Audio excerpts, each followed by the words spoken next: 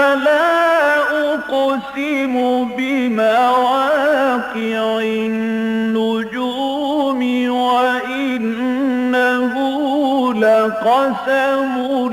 لو تعلمون عظيم إنه لقرآن كريم في كتاب مكنون لا يمسه إلا المطهرون تنزيل من رب العالمين.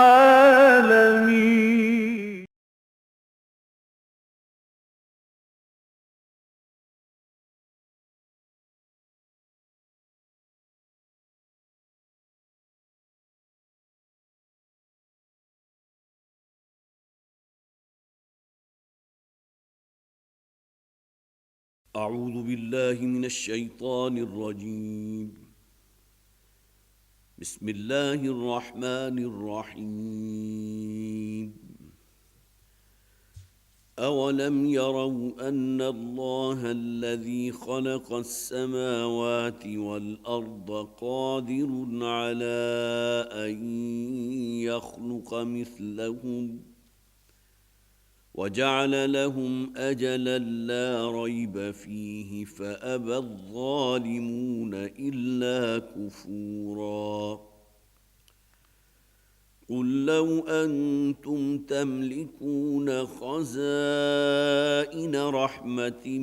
ربي إذا لأمسكتم خشية الإنفاق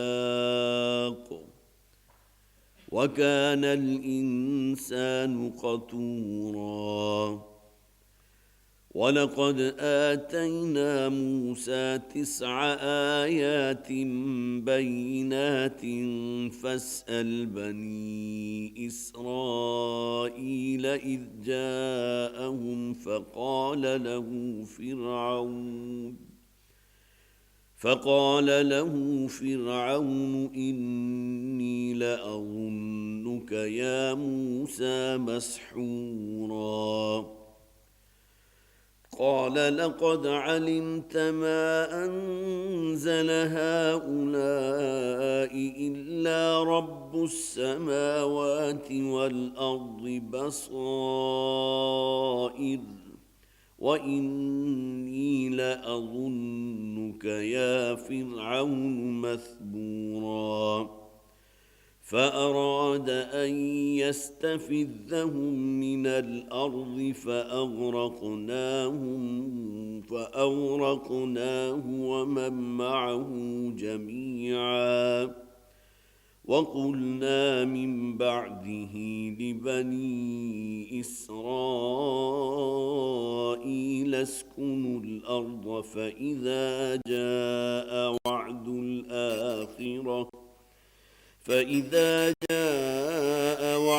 الآخرة جئنا بكم لفيفا. وبالحق أنزلناه وبالحق نزل وما أرسلناك إلا مبشرا ونذيرا. وقرآنا فرقناه لتقرأه على الناس على مكث ونزلناه تنزيلا. قل آمنوا به أو لا تؤمنوا إن الذين أوتوا العلم من قبله إذا يتلى عليهم يخرون للأذقان سجدا ويقولون سبحان ربنا إن كان وعد ربنا لمفعولا. صدق الله العظيم. رب اشرح لي صدري ويسر لي أمري واحلل عقدة من لساني يفقه قولي. اللهم ألهمنا رشدنا واعصمنا من شرور أنفسنا اللهم ألهمنا رشدنا واعصمنا من شرور أنفسنا آمین یا رب العالمین۔ حضرات، آج اللہ کے فضل و کرم سے ہم سورہ بنی اسرائیل کے آخری رکوع پر ہیں، اور میں کوشش کروں گا کہ آج انشاءاللہ اس سورہ مبارکہ کی تکمیل ہو جائے، لیکن یہ ضرور چاہوں گا کہ چونکہ آج آخری درس ہے تو اس حوالے سے اس سورت کے بارے میں کچھ ایسی باتیں جو وقتاً فوقتاً میں آپ کے سامنے رکھتا رہا ہوں، بہت ہی اختصار کے ساتھ ان کا اعادہ کر لوں۔ سب سے پہلی بات تو یہ نوٹ کر لیجئے کہ قرآن حکیم کے بالکل وسط میں یہ مکی صورتوں کا ایک بہت خوبصورت جوڑا ہے، سورہ بنی اسرائیل اور سورہ کہف۔ سورہ بنی اسرائیل جو ہے اس کا آغاز اللہ کی تسبیح سے ہوا، سبحان الذی اسریٰ بعبدہ لیلا من المسجد الحرام الى المسجد الاقصی، اور اس سورہ مبارکہ کا اختتام اللہ کی حمد پر ہوا، وَقُلِ الْحَمْدُ لِلَّهِ الَّذِي لَمْ يَتَّخِذْ وَلَدًا وَلَمْ يَكُنْ لَهُ شَرِيكٌ فِي الْمُلْكِ وَلَمْ يَكُنْ لَهُ وَلِيٌّ مِّنَ الذُّلِّ وَكَبِّرْهُ تَكْبِيرًا۔ گویا کہ اللہ کی تسبیح اور اللہ کی حمد یہ دو وہ کلمات ہیں کہ جو بہت ہی جامع ہیں، جن کے بارے میں نبی اکرم صلی اللہ علیہ وسلم کی وہ حدیث بھی بارہا آپ نے سنی کہ دو کلمے ایسے کہ جو زبان پر بہت خفیف ہیں، بہت آسانی سے ادا ہو جاتے ہیں، نامہ اعمال میں وزن کے اعتبار سے بہت وزنی ہیں، بہت بھارے ہیں، اور سب سے بڑھ کے کہ رحمان کو بہت محبوب ہیں۔ کلمتان خفیفتان علی اللسان ثقیلتان فی المیزان حبیبتان الی الرحمن سبحان اللہ وبحمدہ سبحان اللہ العظیم۔ یہ دو کلمات کون سے ہیں؟ سبحان اللہ، الحمدللہ، اللہ کی حمد اور اللہ کی تسبیح۔ پھر اگلی بات نوٹ کیجئے کہ یہ سورہ مبارکہ کہ جس کی پہلی آیت نبی اکرم صلی اللہ علیہ وسلم کے سفر معراج کے زمینی حصے کو کور کرتی ہے۔ سبحان الذی اسریٰ بعبدہ لیلا من المسجد الحرام الی المسجد الاقصی الذی بارکنا حولہ لنریہ من آیاتنا۔ بہت پاک ہے وہ ذات جو اپنے بندے کو راتوں رات لے گئی مسجد حرام سے مسجد اقصی تک۔ یہ نبی اکرم صلی اللہ علیہ وسلم کے سفر معراج کا زمینی حصہ تھا۔ جہاں تک آسمانی حصے کا معاملہ ہے وہ سورہ نجم کی غالباً 10 یا 11 آیات ہیں، ان میں تفصیل سے بیان ہوا۔ اس کے بعد آیت نمبر 2 سے لے کر آیت نمبر 7 تک یہ کل 6 آیات ہیں، جن میں تاریخ بنی اسرائیل کے 2 ادوار کا ذکر کیا گیا، دور عروج، پھر ایک زوال، پھر عروج اور پھر زوال۔ اس میں پہلا دور عروج تو وہ تھا جو حضرت یوشع ابن نون علیہ السلام جو حضرت موسیٰ علیہ السلام کے خلیفہ تھے، ان کے دور میں جو عروج حاصل ہوا، اس کے بعد وہ باقی رہا یہاں تک کہ 578 قبل مسیح میں بخت نصر کے حملے نے گویا کہ اس زوال کو اپنی انتہا تک پہنچا دیا۔ یہ عروج اور زوال کا ایک، جیسے آپ کہیے کہ جس طرح ایک ویو ہوتی ہے، اس کا معاملہ کہ عروج حضرت یوشع ابن نون کے زمانے میں، اور اس کے بعد پھر یہ کہ بخت نصر نے اس کو جو ہے جب وہ قوم انتہائی فاسق و فاجر ہو گئی اور اللہ تعالیٰ کی شریعت کے ساتھ وہ مذاق کرنے لگی، جس کا ذکر قرآن حکیم میں بہت سی جگہوں پر موجود ہے، جنہوں نے تورات کے احکامات کے اندر تبدیلی بھی کی ہے، اس کے سیاق و سباق میں بھی جو ہے فرق واقع کر دیا، آیات کو وہ اپنے معانی سے بالکل ہٹا کر بیان کرنے کی کوشش کی، گویا کہ اللہ کی شریعت کے احکامات کے اندر جو ہے وہ اس کے مرتکب ہوئے بہت بڑے جرم کے۔ اس کے بعد پھر حضرت عزیر علیہ السلام کا زمانہ آیا کہ جس میں پھر دوبارہ انہیں ایک عروج کا معاملہ ہوا، تا آ کے تقریباً 600 برس کا عروج، اور اس کے بعد پھر زوال آیا 70 عیسوی میں ٹائٹس رومی کے ہاتھوں۔ اور ان دونوں موقعوں پر یہ جو زوال کے معاملات تھے، ان میں لاکھوں کی تعداد میں یہودی جو ہے وہ قتل ہوئے ہیں، اور اتنی ہی تعداد میں ان کو جو ہے وہ پھر اسیر بھی بنا لیا گیا۔ اس کے بعد 2 رکوع ہم نے پڑھے تھے، تیسرا اور چوتھا رکوع بہت جامع ہمارے منتخب نصاب کا بھی بہت اہم درس ہے، کہ جس کے بارے میں حضرت عبداللہ ابن عباس رضی اللہ تعالیٰ عنہ کی روایت میں نے آپ کو سنائی ہوگی، جو حضرات بھی ان دروس میں باقاعدہ شامل رہے ہیں، پھر ایک دفعہ ان تمام چیزوں کو تازہ کر لیں، کہ وہ فرماتے ہیں کہ سورہ بنی اسرائیل کے ان 2 رکوعوں میں اللہ تعالیٰ نے تورات کی جملہ تعلیمات کا خلاصہ بیان کر دیا۔ زمانہ نزول کے اعتبار سے یہ سورت مکی ہے، اور ظاہر ہے کہ اسی صورت میں یہ سوال بھی تھا کہ جو یہودیوں کے سکھانے پر قریش مکہ نے حضور سے کیا تھا کہ ذرا بتائیے روح کس کو کہتے ہیں، اصحاب کہف کا کیا معاملہ تھا، پھر اسی طرح ذوالقرنین کی حقیقت بتائیے۔ یہ سوالات وہ تھے جو یہودیوں نے شرارت کی تھی، اور مشرکین مکہ کو یہ پٹی پڑھائی تھی کہ جا کر اپنے رسول سے پوچھو اگر اس کو کچھ اس کے بارے میں معلوم ہے، اور بڑی تفصیل سے سورہ کہف کے اندر جو ہے اصحاب کہف کا واقعہ جو ہے ان کے حالات بیان کر دیے گئے، پھر ذوالقرنین کے حالات بڑی تفصیل سے بیان کیے گئے۔ سورہ بنی اسرائیل کے اندر ان کا جو تیسرا سوال تھا روح، اس کے بارے میں وہاں واضح کیا گیا۔ تو ان دو رکوعوں کے بارے میں ہم نے تفصیل سے پڑھا۔ اس کے بعد پھر بڑے مرکز میں ایک آیت تھی، اقم الصلاۃ لدلوک الشمس الی غسق اللیل وقرآن الفجر ان قرآن الفجر کان مشہودا۔ یہ آیت اور یہ مقام اس اعتبار سے بھی بہت اہم ہے کہ نبی اکرم صلی اللہ علیہ وسلم کو یہ تعلیم دی جا رہی ہے، اور ظاہر ہے کہ آپ کی وساطت سے تمام صحابہ کرام کو، کہ نماز ہے کہ جو سب سے بڑا سہارا ہے، جو بندے اور رب کے درمیان سب سے گہرا تعلق قائم ہوتا ہے وہ نماز کی حالت میں۔ لہذا صبح و شام کے اوقات میں اقم الصلاۃ لدلوک الشمس الی غسق اللیل وقرآن الفجر، اور خاص طور پر دن کا جو آغاز ہو رہا ہے فجر کی نماز، اس کے اندر طویل قرات، بہت سی روایات میں نے آپ کو سنائی بھی تھی، آپ کو یاد ہوگا، اور اسی میں پھر پیشن گوئی بھی کر دی گئی کہ کچھ عرصہ ہی بیتے گا پھر اے نبی صلی اللہ علیہ وسلم آپ یہاں داخل ہوں گے فاتح کی حیثیت سے۔ وَقُلْ رَبِّ أَدْخِلْنِي مُدْخَلَ صِدْقٍ وَأَخْرِجْنِي مُخْرَجَ صِدْقٍ، اس میں پیشن گوئی کر دی گئی ہجرت کی کہ پروردگار مجھے یہاں سے نکالنا ہے تو وہ بھی بہت ہی اکرام کا نکالنا ہو، اور پھر یہ کہ جب میرا داخلہ ہو تو پھر وہ بھی بہت ہی اکرام کا داخلہ ہو۔ اور اس کے بعد وہ آیت بھی ہم نے پڑھی، جاء الحق وزهق الباطل ان الباطل کان زہوقا، جبکہ یہ سورہ مبارکہ نازل ہو رہی تھی اس وقت تک تو اسلام کے غلبے کی کہیں دور دور تک کہیں کوئی آثار نظر نہیں آتے تھے، لیکن یہ کہ پیشین گوئی کر دی گئی تھی کہ وہ وقت زیادہ دور نہیں ہے کہ جب کہ حق لازماً غالب ہو کر رہے گا۔ جاء الحق وزهق الباطل، اور اس سورہ مبارکہ کے نزول کے میرا خیال ہے زیادہ سے زیادہ 8 یا 10 غالباً 10 یا 11 برس کے بعد نبی اکرم صلی اللہ علیہ وسلم فاتح کی حیثیت سے مکے میں بھی داخل ہوئے، تو وہ آیات اس اعتبار سے بھی بڑی اہم ہے۔ پھر اس سورہ مبارکہ کے وسط میں قصہ آدم و ابلیس بھی ہم نے پڑھا، اور یہ گویا کہ ان دونوں صورتوں کے جڑواں ہونے کی اب ایک بہت بڑا مظہر ہے کہ سورہ بنی اسرائیل میں بھی قصہ آدم و ابلیس موجود ہے، سورہ کہف میں بھی موجود ہے۔ پھر یہ کہ اس کے بعد ہم نے وہ آیات بھی پڑھی تھی کہ یہ لوگ اے نبی صلی اللہ علیہ وسلم آپ کی رسالت کے جو منکر ہیں تو اس کی اصل وجہ کیا ہے کہ یہ اپنے جیسے کسی انسان کو نبی ماننے کو تیار نہیں، اور دلیل انہوں نے یہ دی تھی کہ اللہ تعالیٰ اگر کسی کو نبی اور رسول بنا کر بھیجتا تو کسی فرشتے کو بھیجنا چاہیے تھا۔ اللہ تعالیٰ نے ان کی دلیل اس سورہ مبارکہ میں کاٹ دی کہ اگر اس زمین میں فرشتے بستے اور آباد ہوتے، یہاں ان کی آبادیاں ہوتی، تو اللہ تعالیٰ لازماً کسی فرشتے ہی کو نبی اور رسول بنا کر بھیجتا، لیکن چونکہ یہاں انسان بستے ہیں لہٰذا اللہ کی سنت ہے، اللہ کا طریقہ ہے کہ ان کے لیے ہادی اور رہنما انہی کی جنس میں سے ہونا چاہیے، من انفسہم۔ ہر نبی اور رسول کا معاملہ یہ رہا کہ اپنی قوم ہی میں سے، ان کے بھائی بندوں میں سے اللہ تعالیٰ نے کسی ایک بندے کو منتخب کیا۔ اور پھر اس کے بعد آخری آیات جو ہیں جو آج ہمارے زیر درس آئیں گی، اس میں پھر بنی اسرائیل کا ذکر کیا گیا، آیت نمبر 101 سے لے کر 104 تک، اور پھر آخر میں بہت ہی 2 جامع آیات ہیں، قُلِ ادْعُوا اللَّهَ أَوِ ادْعُوا الرَّحْمَٰنَ أَيًّمَّا تَدْعُوا فَلَهُ الْأَسْمَاءُ الْحُسْنَىٰ۔ یہ 2 آیات دونوں کا آغاز لفظ قل سے ہو رہا ہے، اور اسی کی مشابہت دیکھیے اس سے اگلی سورہ کہف، اس کی 2 آیات بھی لفظ قل سے شروع ہو رہی ہیں، ان میں بھی گویا کہ آغاز جو ہو رہا ہے لفظ قل سے ہو رہا ہے، تو وہ انشاءاللہ آج ہمارے درس میں آ جائیں گی۔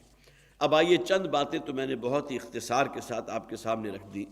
تاکہ جو حضرات بھی ان اجتماعات ان درس میں جو شریک رہے ہیں کم سے کم یہ کہ وہ باتیں پھر ان کے ذہن میں تازہ ہو جائیں۔ اولم یروا ان اللہ الذی خلق السماوات والارض قادر علی ان یخلق مثلہم، کیا یہ غور نہیں کرتے، کیا یہ دیکھتے نہیں کہ وہ اللہ کی جس نے زمین و آسمان کو پیدا فرمایا،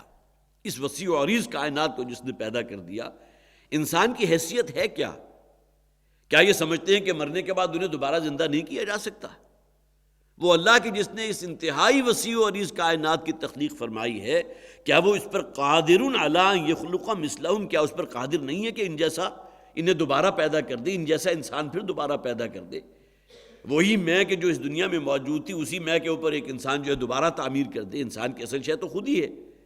میں تو آج بھی وہی ہوں جو میں بالکل پرائمری اسکول کے زمانے میں تھا، میں تو میری وہی کی وہی ہے، اگرچہ میرا جسم تبدیل ہو چکا، ہمارے خون کے خلیے جو ہے 2 مہینے کے اندر بالکل تبدیل ہو جاتے ہیں،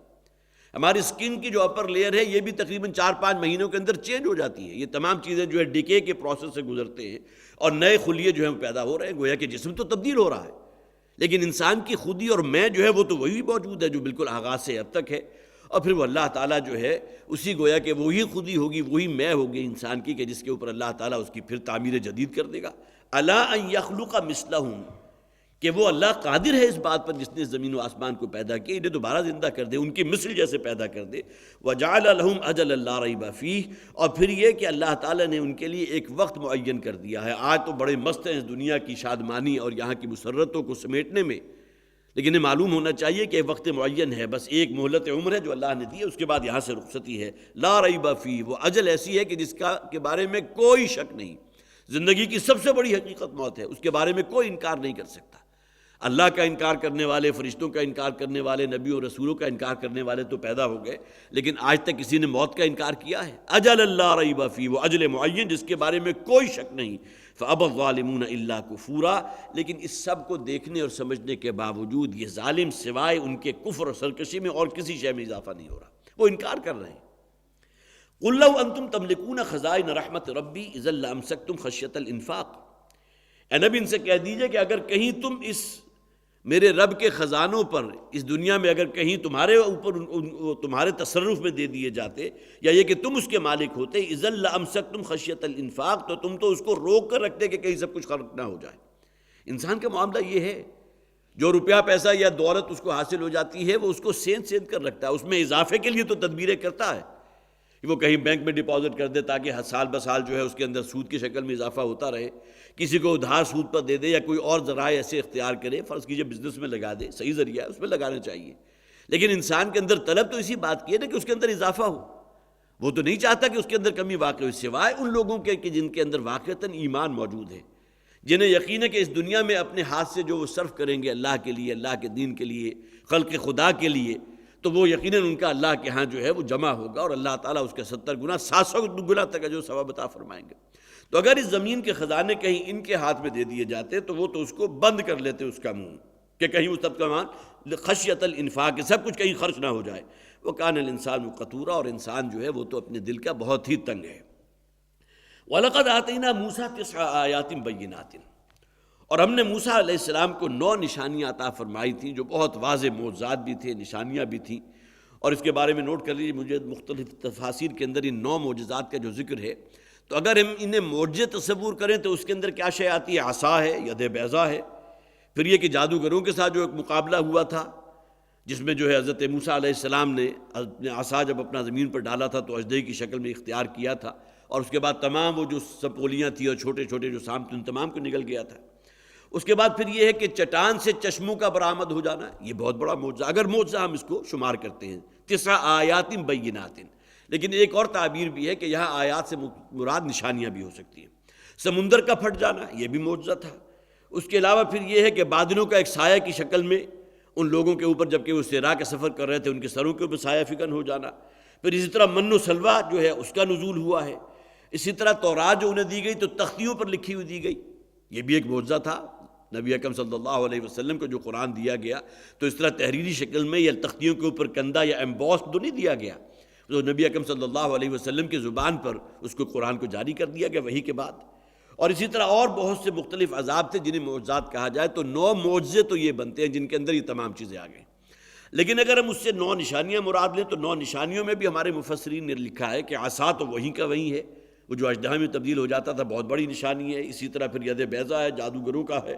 پھر قحط کا معاملہ جس کا ذکر قرآن میں آیا، 2 مقامات پر جو ہے ان نشانیوں کا ذکر کیا گیا، جبکہ بنی اسرائیل کو جھنجھوڑا گیا تھا کہ شاید کہ یہ جو اپنے رب کی طرف رجوع کریں۔ حضرت موسیٰ علیہ السلام کے پاس آتے بھی تھے اور کہتے تھے ذرا اپنے رب کو پکارے ہم سے اس بلا کو اور یہ جو مصیبت ہے اس کو دفع کر دے۔ حضرت موسیٰ علیہ السلام دعا کرتے تھے، وہ عذاب ان پر سے اللہ تعالیٰ اٹھا لیتا تھا، اس کے باوجود پھر وہ سرکشی کرتے تھے، ایمان نہیں لاتے، پھر نیا عذاب مسلط ہو جاتا تھا۔ تو وہ جو مختلف عذاب آئے وہ نشانیاں تھیں جن کے اندر چچڑیوں کا عذاب بھی تھا، اسی طرح ٹڈی دل بھی آیا تھا، اسی طرح مینڈکوں کا عذاب بھی آیا تھا، خون کا عذاب بھی آیا تھا۔ یہ 9 نشانیاں اس اعتبار سے بنتی ہیں۔ ایک اور روایت ترمذی شریف میں ہے، حضرت صفوان ابن معسل رضی اللہ تعالیٰ عنہ سے روایت ہے کہ وہ فرماتے ہیں کہ نبی اکرم صلی اللہ علیہ وسلم سے ایک یہودی نے سوال کیا تھا کہ آپ یہ بتائیے کہ موسیٰ علیہ السلام کو کون سے 9 احکامات دیے گئے تھے؟ وہاں گویا کہ 9 کا ذکر ہے لیکن احکامات کے ساتھ، 9 آیات بینات۔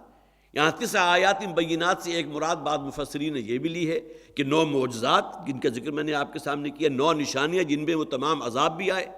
اور پھر یہ کہ 9 احکامات جو تورات کے تھے، اگرچہ 10 کمانڈمنٹس ہیں، 10 احکامات ہیں، لیکن اس روایت کے اندر 9 کا ذکر ہے۔ اس میں نبی اکرم صلی اللہ علیہ وسلم نے تمام گنوا دیے کہ شرک نہ کرو، اللہ کے ساتھ زنا نہ کرو، قتل نہ کرو، چوری نہ کرو، جادو نہ کرو، اسی طرح پاک دامن عورتوں پر تہمت نہ لگاؤ، اسی طرح میدان جنگ سے فرار اختیار نہ کرو، اس کے علاوہ 2 اور بھی تھے، کم نہ تولو، اور اسی طرح جو ہے کسی معاملے میں دوسرے پر زیادتی نہ کرو۔ تو اس یہودی نے فوری طور پر گواہی دی۔ معلوم ہوتا ہے کہ وہ تورات کا عالم تھا اور جانتا تھا تورات کے اندر یہ باتیں موجود ہیں، اور کہیں ممکن ہے کہ کسی ایک چیپٹر کے اندر جو ہے بالکل بیک وقت یہ 9 باتیں اسی طرح آئی ہوں۔ تو اس نے فوری طور پر کہا کہ میں گواہی دیتا ہوں کہ آپ سچ کہہ رہے ہیں، آپ اللہ کے رسول ہیں۔ اس موقع پر حضرت صفوان کہتے ہیں کہ میں نے اس سے سوال کیا پھر ایمان کیوں نہیں لاتے اللہ کے رسول پر؟ تو اس پر اس نے کہا کہ مجھے اندیشہ یہ ہے کہ اگر میں کہیں ایمان لے آیا تو بقیہ یہودی میرے تکہ بوٹی کر دیں گے، مجھے قتل کر دیں گے۔ یہ گویا کہ ان یہودیوں کی طرف سے بھی یہ دہشت پھیلائی گئی تھی کہ ہمارے یہودیوں، انہیں تو خوب معلوم تھا نبی اکرم صلی اللہ علیہ وسلم کی ان کی علامات اور نشانیاں تورات میں موجود تھیں، اور جب اس نے بغرض امتحان نبی اکرم صلی اللہ علیہ وسلم سے اس یہودی نے سوال کیا جس کے راوی حضرت صفوان ابن معصل ہیں رضی اللہ تعالی عنہ، اور جب حضرت صفوان نے ان سے پوچھا کہ تم کیوں ایمان نہیں لاتے، تو اس پر اس نے کہا کہ اگر ہم ایمان لے آئے تو بقیہ یہودی ہمیں قتل کر دیں گے۔ گویا کہ انہیں وہاں پہلے سے وارن کر دیا گیا تھا، تم جانتے ہو خوب کہ یہ اللہ کے رسول ہیں، لیکن یہ کہ اگر تم ان پر ایمان لائے تو پھر تمہاری خیر نہیں۔ تو 9 آیات بینات، یہ 3 یہاں چیزیں جو ہیں مختلف تفاسیر کے اندر موجود ہیں، ان کے تینوں کا ذکر میں نے آپ کے سامنے کر دیا۔ فَاسْأَلْ بَنِي إِسْرَائِيلَ إِذْ جَاءَهُمْ، تو ذرا بنی اسرائیل سے پوچھئے کہ جب حضرت موسیٰ علیہ السلام آئے تھے ان کے پاس اور وہ بڑی واضح معجزات اور نشانیاں لے کر آئے تھے، فَقَالَ لَهُ فِرْعَوْنُ إِنِّي لَأَظُنُّكَ يَا مُوسَىٰ مَسْحُورًا، تو آل فرعون اور فرعونیوں نے یہ کہا تھا اے موسیٰ ہمارا تو یہ گمان ہے کہ تم مسحور ہو چکے ہو۔ معلوم ہوتا ہے کہ تم بڑی بہکی بہکی باتیں کر رہے ہو، تمہارے اوپر کوئی اعصاب ہو گیا، یا یہ کہ کسی اور شیطان نے تمہارے اوپر تسلط کر لیا ہے، اس قسم کی باتیں تم کر رہے ہو۔ لیکن مسحور سے یہ بھی مراد لی جا سکتی ہے جسے ہم کہتے ہیں کہ اگرچہ یہ مفعول کا صیغہ لیکن فاعل بھی مراد لی جاتی ہے۔ ایک تفسیر کے اندر اس بات کا ذکر ہے مسحور سے مراد وہ شخص کے جو جادوگر ہو، ایک وہ کہ جس کے اوپر آسیب کا سایہ ہو چکا، وہ تو مسحور ہے مفعول کے وزن پر، لیکن مسحور سے مراد یہاں حواشی کے اندر بھی ذکر اس کا موجود ہے کہ یہاں مراد جادوگر بھی لی جا سکتی ہے۔ اور ظاہر حضرت موسیٰ علیہ السلام ان کا جو معاملہ تھا وہ عصائے موسیٰ تھا یا ید بیضا تھا یا اور وہ بڑے واضح معجزات تھے جن کو اس نے تعبیر کیا تھا کہ سوائے سحر کے اور جادوگری کے اور کچھ نہیں ہے۔ تو فقال له فرعون انی لاظنک یا موسیٰ مسحورا، تو فرعون نے ان سے کہا کہ میرے خیال میں، میرے گمان میں تو اے موسیٰ تمہارے اوپر کسی کا سایہ ہو چکا یا تم بہت بڑے جادوگر ہو۔ قال لقد علمت ما انزل هؤلاء الا رب السماوات والارض بصائر، تو حضرت موسیٰ علیہ السلام نے کہا کہ تم خوب اچھی طرح جانتے ہو کہ جو شے نازل کی گئی ہے تمہاری طرف الا رب السماوات والارض، وہ سوائے رب جو اس زمین و آسمان کا رب کائنات ہے، سوائے اس کے کلام کے اور کچھ نہیں۔ تورات کے بارے میں بھی معلوم ہوتا ہے اسے یقین تھا، جس طرح قرآن کے بارے میں ابو جہل سے جب پوچھا گیا تھا کہ تمہارا کیا خیال ہے کہ محمد جو قرآن کی شکل میں ہمارے سامنے پیش کر رہے ہیں جھوٹ ہے، تو اس نے کہا تھا نہیں ہرگز جھوٹ نہیں ہے، لیکن یہ کہ میں ان پر ایمان لانے کو تیار نہیں۔ یہی معاملہ محسوس ہوتا ہے کہ فرعون کا بھی تھا کہ اس نے بھی حضرت موسیٰ علیہ السلام نے کہا کہ تم خوب اچھی طرح جان چکے ہو کہ جو شے نازل کی گئی ہے تمہاری طرف وہ سوائے اب اس رب کائنات کے اور کسی کی طرف سے نازل کی ہوئی نہیں ہے، اور بصائر ہے، یہ تمہاری آنکھ کھول دینے کے لیے ہے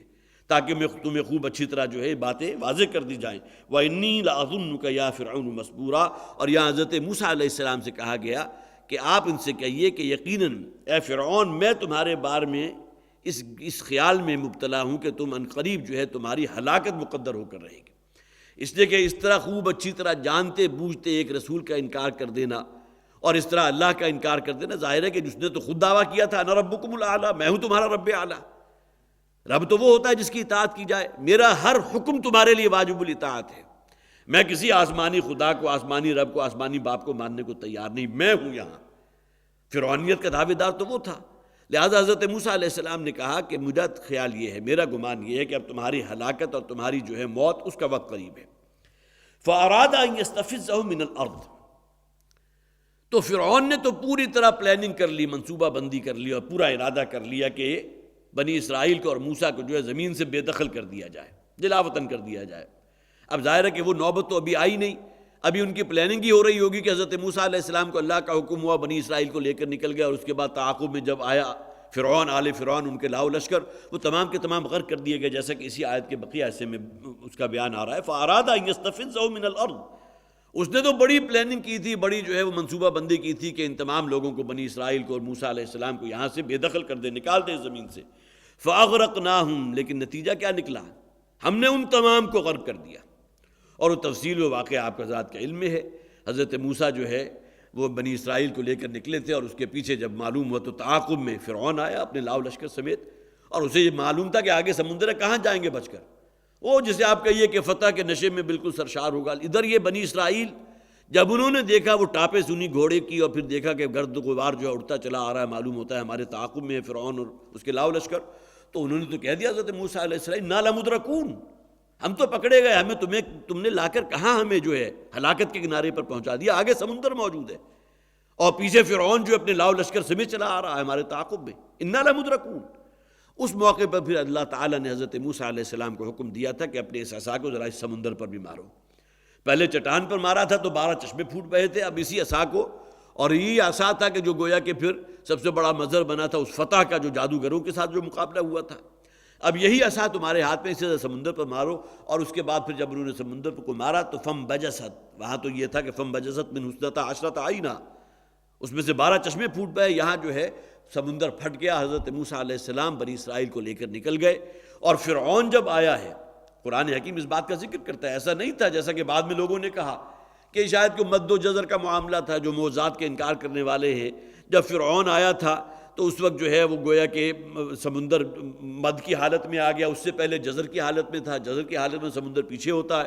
حضرت موسیٰ علیہ السلام بنی اسرائیل کو لے کر نکل گئے۔ بعض عقل کے اندھے جو باتیں کرتے ہیں تو اس قدر بے وقوفوں والی باتیں کرتے ہیں۔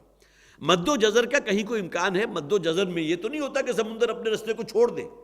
اور اس سمندر کو پاٹ کر کوئی شخص نکل جائے یا پوری قوم نکل جائے۔ مد و جزر میں تو یہ ہوتا ہے، یا اس کا مشاہدہ جو حضرات کراچی کے رہنے والے انہوں نے سنا کیا بھی ہوگا، کہ بہت سے مہینے ایسے آتے ہیں جبکہ سمندر بہت پیچھے چلا جاتا ہے، لیکن یہ کہ پھر اس کے بعد معلوم ہوتا ہے کوئی زمین کی کوئی کروٹ ہے، یا یہ کہ اللہ تعالیٰ کا کوئی نظام ہے، کشش ثقل کا کوئی نظام ہے، کہ بعض اوقات سمندر جو ہے بالکل کناروں تک، اور معلوم ہوتا ہے کہ کناروں سے بھی باہر آ جائے گا، اور اسے دیکھ کر خوف آیا کرتا ہے۔ اس قسم کی کیفیات ہوتی ہیں۔ تو مد و جزر کا معاملہ نہیں تھا۔ جو لوگ یہ کہتے ہیں تو ان کے تو عقل کا ماتم کرنا چاہیے۔ لہذا قرآن نے اس بات کو بھی بیان کر دیا، وَكَانَ كُلُّ فِرْقٍ كَالطَّوْدِ الْعَظِيمِ، سمندر اس طرح تقسیم ہوا تھا کہ ہر حصہ سمندر کا جو تھا ایک پانی کے تودے کی طرح کھڑا ہوا تھا، ایسا نہیں تھا کہ کوئی مد و جزر کا معاملہ۔ تو فَأَغْرَقْنَاهُمْ وَمَن مَّعَهُ جَمِيعًا، تو ہم نے اس کو بھی اور پھر جو اس کے ساتھی تھے، جو ان کے ساتھ تھے، جو لاؤ لشکر والے تھے، ان سب کو غرق کر دیا۔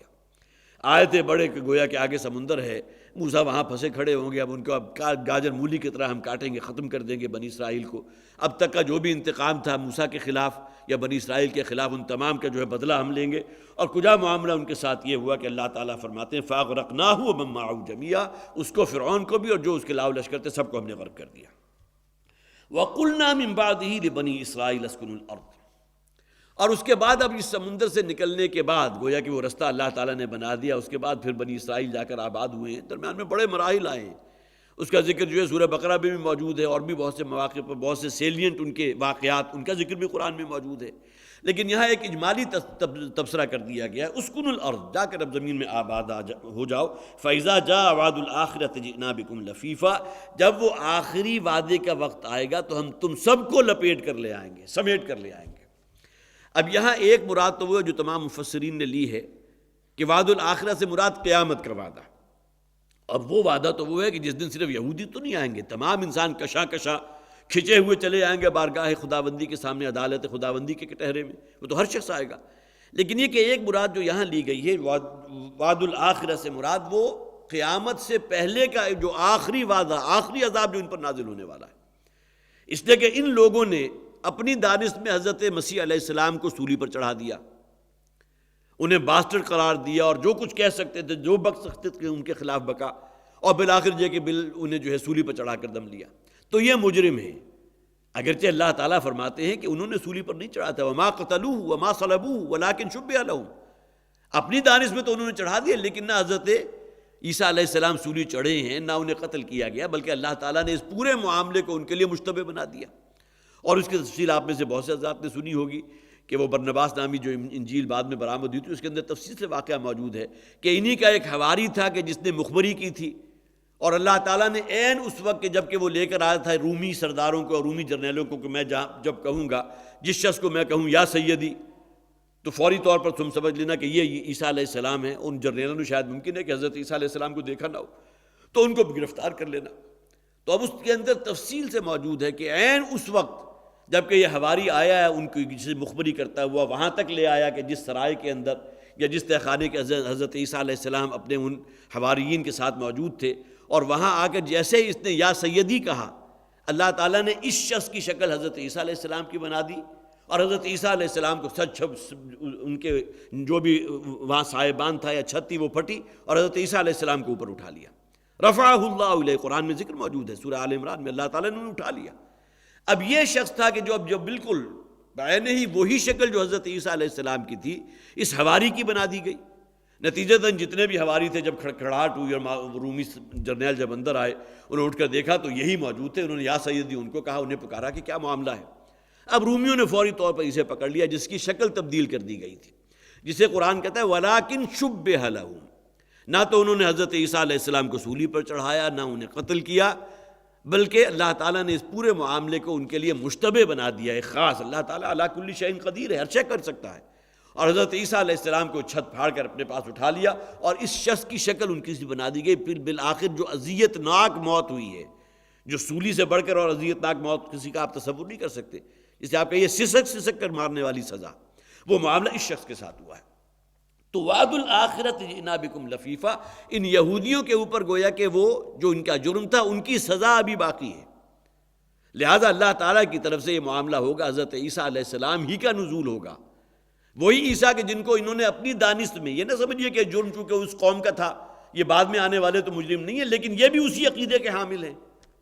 ان کے اندر بھی نجاست اسی درجے میں ہے۔ مسلمانوں کی دشمنی، اللہ کے رسول کی دشمنی ان سے بڑھ کر ان کے اندر موجود ہے۔ آج جو کچھ ہو رہا ہے امت مسلمہ کے ساتھ، آپ کو معلوم ہے پیچھے اصل میں جسے آپ اعلی کار تو بن رہی ہیں، امریکہ بن رہا ہے، نیٹو کی افواج بن رہی ہے، لیکن جسے آپ کہیے موٹیویٹنگ فورس پیچھے کون سی ہے؟ وہ تو یہود ہیں، جیوز ہیں،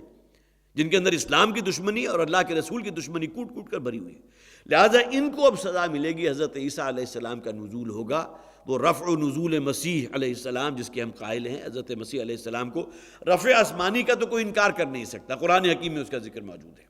لیکن یہ کہ نزول کا ذکر اس انداز میں قرآن میں نہیں ہے جو بالکل انہی الفاظ میں بیان ہوا ہو، لیکن یہ کہ تمام چیزیں بتاتی ہیں، اور یہ منطقی بات جو ہے، یہ دلیل اپنی جگہ بڑی سالڈ ہے کہ ان یہودیوں کو سزا بھی حضرت عیسیٰ علیہ السلام کے ہاتھوں ملنی چاہیے، لہذا قیامت سے پہلے ان کا نزول ہوگا۔ اور یہ یہودی روایات میں آتا ہے کہ جس طرف حضرت عیسیٰ علیہ السلام نظر کریں گے یہودی پگھلتے چلے جائیں گے، جس طرح زمین میں جذب ہو گئے پگھل کر، کوئی موم بتی روشن ہے اور روشن ہونے کے بعد اس کی موم جو ہے پگھل جاتی ہے، اس طرح یہودی پگھلنے لگیں گے۔ اور ایک خاص قسم کا درخت جو ہے، خرقت غالباً اس کا نام ہے،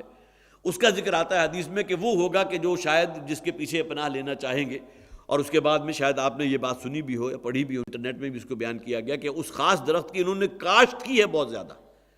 اس لیے کہ انہیں بھی معلوم ہے کہ ہمارے ساتھ ایک معاملہ ہونے والا ہے، لہذا وہ درخت ان کو جو بچائے گا تو درخت کی آڑ لے کر کھڑے ہوں گے، جو اس کے نیچے ہوگا وہ اسے بچانے کی کوشش کرے گا، لیکن بہرحال اللہ تعالیٰ کے حکم کے سامنے تو کوئی شے کھڑی نہیں رہ سکتی۔ بالآخر وہی عذاب کا کوڑا جو ہے حضرت مسیح علیہ السلام کے ہاتھوں ان کی پیٹھ پر برسے گا۔ فَإِذَا جَاءَ وَعْدُ الْآخِرَةِ جِئْنَا بِكُمْ لَفِيفًا، تو دنیا میں جہاں کہیں بھی یہودی آباد ہیں ہم تمام کو سمیٹ کر ایک خطے میں جمع کر لیں گے، اور وہ خطہ ہے کہ جو وجود میں آ چکا ہے، اب تو نہیں بلکہ اب تو وجود میں آئے ہوئے 60 سال ہو گئے، بنی اسرائیل کی جو سلطنت ہے، وہاں پھر گویا کہ حضرت عیسیٰ علیہ السلام کا نزول ہوگا اور اللہ کا عذاب کا کوڑا ان کی پیٹھ پر برسے گا۔ تو فَإِذَا جَاءَ وَعْدُ الْآخِرَةِ، ایک مراد وہ بھی ہو سکتی ہے کہ قیامت کا دن، آخرت کا دن، اس دن تمام لوگ جو ہیں وہ تو ہر شخص اللہ کی بارگاہ میں پیش کیا جائے گا، لیکن یہاں ایک مراد یہ بھی ہے کہ جب وہ آخری عذاب کا وقت آئے گا کہ جو ابھی ڈیو ہے ان کے اوپر، حضرت عیسیٰ علیہ السلام کو جو سولی پر چڑھایا تھا انہوں نے، اس عذاب کی ایگزیکیوشن جب ہوگی تو حضرت عیسیٰ علیہ السلام ہی گویا کہ اس کا ذریعہ بنیں گے، اور ان تمام یہودیوں کو اکٹھا کر کر ہم ایک جگہ جمع کر دیں گے، جئنا بکم لفیفا، تمہیں سمیٹ کر ہم لے آئیں گے ایک جگہ کے اوپر۔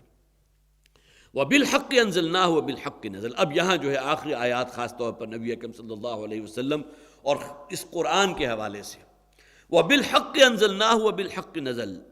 اس قرآن کو ہم نے نازل کیا ہے حق کے ساتھ اور یہ حق لے کر نازل ہوا ہے۔ بڑا پیارا انداز ہے، ایسا نہیں ہے نبی اکرم صلی اللہ علیہ وسلم پر یہ کلام جو نازل کیا گیا تو ان کا کہیں جس طرح تم سمجھتے ہو خود ساختہ کلام ہے، بلکہ یہ کہ یہ حق کے ساتھ نازل ہوا، اللہ تعالیٰ نے اس کو نازل فرمایا ہے اور حق لے کر نازل ہوا ہے۔ حلت و حرمت کا معیار کیا ہے؟ قرآن میں بیان کر دیا گیا، کیا حق ہے کیا باطل ہے، اس شے کو کس نے واضح کیا؟ قرآن نے واضح کیا۔ وَبِالْحَقِّ أَنزَلْنَاهُ وَبِالْحَقِّ نَزَلَ، اس قرآن کو ہم نے اتارا ہے حق کے ساتھ، وَبِالْحَقِّ نَزَلَ، اور یہ حق لے کر نازل ہوا ہے، وَمَا أَرْسَلْنَاكَ إِلَّا مُبَشِّرًا وَنَذِيرًا، اور اے نبی صلی اللہ علیہ وسلم ہم نے آپ کو نہیں بھیجا مگر مبشر، خوشخبری سنانے والا بنا کر۔ جو لوگ اس قرآن پر ایمان لائیں گے، اللہ کو اپنا رب تسلیم کریں گے، آخرت پر ایمان لائیں گے، محمد رسول اللہ صلی اللہ علیہ وسلم کو اللہ کا رسول مانیں گے، ان کے لیے نبی اکرم صلی اللہ علیہ وسلم خوشخبری دینے والے مبشر ہیں، وَنَذِيرًا، اور خبردار کر دینے والے ان لوگوں کو جو گمراہی کی دلدلوں کے اندر دھسے ہوئے ہیں، جو غلط رستوں پر چل رہے ہیں۔ وَقُرْآنًا فَرَقْنَاهُ لِتَقْرَأَهُ عَلَى النَّاسِ عَلَى مُكْثٍ، اور یہ قرآن ہے جو گویا کہ پڑھنے کے لیے نازل کیا گیا، صرف پڑھنے کے لیے نہیں تو عمل کرنے کے لیے بھی نازل کیا گیا، لِتَقْرَأَهُ عَلَى النَّاسِ عَلَى مُكْثٍ، تاکہ اے نبی صلی اللہ علیہ وسلم آپ اس قرآن کو پڑھیں، اس کی تلاوت کریں لوگوں پر ٹھہر ٹھہر کر، یک بار یہ ایسا نہیں ہے کہ جس طرح آپ سمجھیے کہ کوئی کوڑا ایک دم سنا دیا۔ ٹھیک ہے، شاہی بیان عام طور پر اسی طرح سنایا جاتا ہے، وہ کھولا جاتا ہے، اس رول کو اسکرول کو کھول کر اور ایک جو ہے پورا فرمان ان کا پڑھ دیا جاتا ہے، لیکن نبی اکرم صلی اللہ علیہ وسلم کو کہا گیا اس قرآن کو ان پر تلاوت کیجئے، انہیں پڑھ کر سنائیے ٹھہر ٹھہر کر، وَنَزَّلْنَاهُ تَنزِيلًا، اور اس قرآن کو ہم نے بھی جو اتارا ہے تو تنزیل کے مطابق اتارا۔ ایک تو انزال کے مطابق اترنا ہے کہ یک بارگی قرآن کا نازل ہو جانا، اس کے بارے میں ہم تسلیم کرتے ہیں کہ شب قدر جو رمضان کے آخری عشرے کی طاق راتوں میں سے کوئی ایک رات ہے، اس کے بارے میں موجود ہے نا سورۃ القدر میں، اِنَّا أَنزَلْنَاهُ فِي لَيْلَةِ الْقَدْرِ، وہاں انزال کا لفظ آیا، کسی شے کو یک بارگی کہیں سے نازل کر دینا کسی اور مقام پر۔ لوح محفوظ سے سمائے دنیا تک یہ قرآن نازل کیا گیا شب قدر میں، جو 27ویں 25ویں 23ویں 29ویں کوئی بھی ہو سکتی ہے طاق راتوں میں سے، وہ انزال بطریق انزال ہے، لیکن بطریق تنزیل آگے سمائے دنیا سے محمد رسول اللہ صلی اللہ علیہ وسلم پر جو قرآن نازل ہوا تو وہ وقفے وقفے سے نازل ہوا، چند آیات نازل ہو رہی ہیں، صرف 3 آیات پر مشتمل ایک صورت نازل ہو گئی، وَالْعَصْرِ إِنَّ الْإِنسَانَ لَفِي خُسْرٍ إِنَّا أَنزَلْنَاهُ فِي لَيْلَةِ الْقَدْرِ، اس میں تو آیات زیادہ، إِنَّا أَعْطَيْنَاكَ الْكَوْثَرَ فَصَلِّ لِرَبِّكَ وَانْحَرْ، یہ 3 آیات پر مشتمل صورتیں بھی نازل ہو رہی ہیں۔ کہیں پوری سورہ انعام جو غالباً 12 یا 14 رکوع پر مشتمل ہے، تقریباً ایک پارے کے ہم وزن، وہ یک بارگی حضور پر نازل ہوئی، جس کے بارے میں جب ہم نے اس کا یہاں درس کا آغاز کیا تھا، بلکہ میرے سلسلہ درس کا آغاز سورہ انعام سے ہوا تھا، اور اس سے پہلے سورہ مائدہ والد محترم رحمۃ اللہ علیہ ان کے زندگی ہی میں وہ درس جو ہے مکمل ہو گیا تھا، اس کے بعد پھر سورہ انعام سے میں نے اس کو گویا کہ ذمہ داری کو اٹھایا تھا۔ اس موقع پر میں نے عرض کیا تھا کہ بخاری کی روایت موجود ہے کہ سورہ انعام نبی اکرم صلی اللہ علیہ وسلم پر یک بارگی نازل ہوئی، اور اس صورت میں نازل ہوئی کہ 70,000 فرشتے جو ہے ان کے جلوں میں اس کا نزول ہوا، کہ جن کے زبانوں پر اللہ کی حمد اور اللہ کی تسبیح کے ترانے تھے، اور پوری کائنات گونج رہی تھی ان ترانوں سے،